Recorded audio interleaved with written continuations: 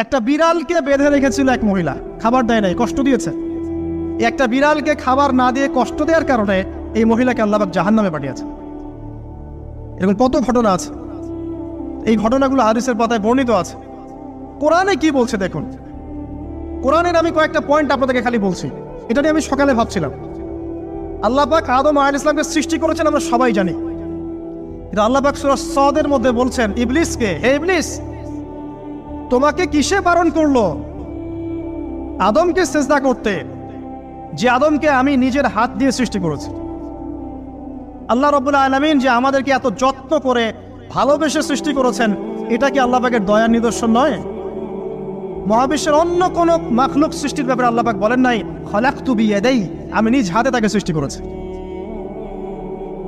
শুধু সৃষ্টি নয়, সৃষ্টি করার পর আল্লাহ পাক তাকে সমস্ত নাম শিক্ষা দিয়েছেন। এই যে জ্ঞান শিক্ষা দেওয়া, জ্ঞান, এটা আল্লাহ পাকের সবচেয়ে বড় নিদর্শনগুলোর মধ্যে অন্যতম।